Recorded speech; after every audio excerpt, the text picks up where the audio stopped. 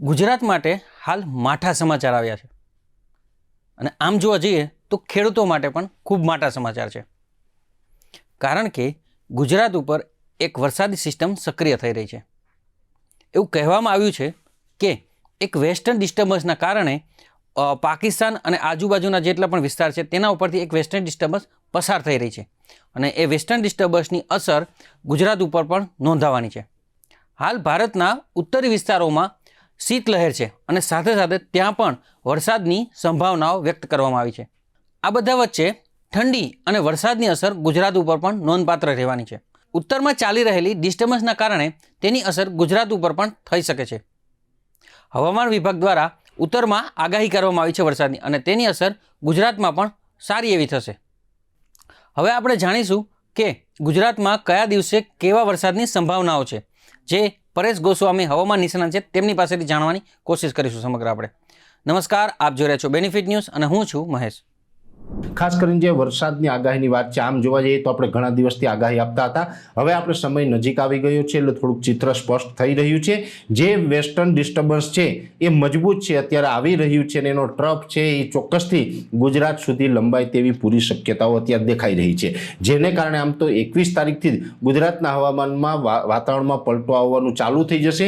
21 થી 26 તારીખ સુધી જે આ પલટો રહેવાનો છે, એમાં 21 તારીખથી વાદળછાયું વાતાવરણ થશે. જોકે આ 21 થી 26 દરમિયાન હવામાનમાં પલટો આવશે, માવઠું થાય, આની સાથોસાથ પવનની ઝડપ પણ વધવાની શક્યતાઓ છે.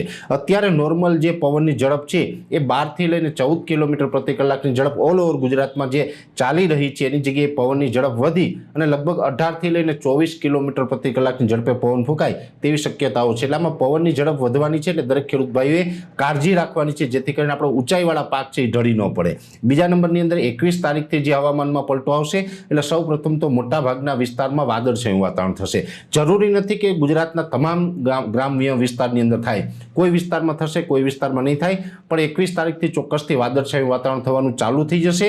અને આ જે WDની અસર થશે, વેસ્ટર્ન ડિસ્ટર્બન્સની અસર થશે, એટલે 23, 24 અથવા 25 ત્રણમાંથી કોઈ પણ દોઢ દિવસ એવો હશે કે જેની અંદર રાજ્યના છૂટાછવાયા વિસ્તારમાં માવઠાના ઝાપટા પડી શકે છે, છાંટછૂટ થઈ શકે છે. જોકે આ માવઠાની સૌથી વધારે તીવ્રતાની અસર ઉત્તર ગુજરાતનું બનાસકાંઠા, વાવ-થરાદ અને પાટણ જિલ્લામાં દેખાઈ રહી છે, અને એ સાથે કચ્છ જિલ્લાની અંદર આની અસર થાય તેવી શક્યતા વધારે છે. એટલે ત્યાં થોડુંક ઝાપટાનું પ્રમાણ વધારે રહેશે. સૌરાષ્ટ્રની અંદર ઝાપટા થશે, પણ એકદમ છૂટાછવાયે એકલ દોકલ સેન્ટરની અંદર ઝાપટા પડશે. મધ્ય ગુજરાત અને દક્ષિણ ગુજરાતમાં પણ એકદમ છૂટાછવાયે એકલ દોકલ વિસ્તારમાં ઝાપટા પડી શકે.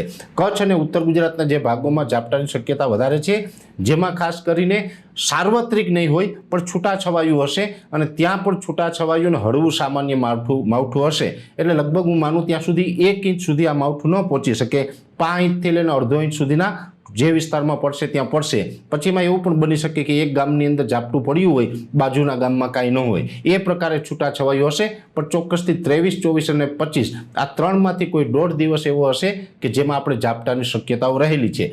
જેથી કરીને દરેક ખેડૂત ભાઈઓ અત્યારે આપણે જે શિયાળુ પાક છે એની કાળજી રાખવી. ખાસ કરીને અત્યારે જો એડવાન્સમાં કોઈ દવાનો સ્પ્રે કરવાનો હોય તો પણ આપણે માવઠાથી બચી શકાય એ માટે આપણે એડવાન્સમાં દવાના સ્પ્રે કરી શકીએ.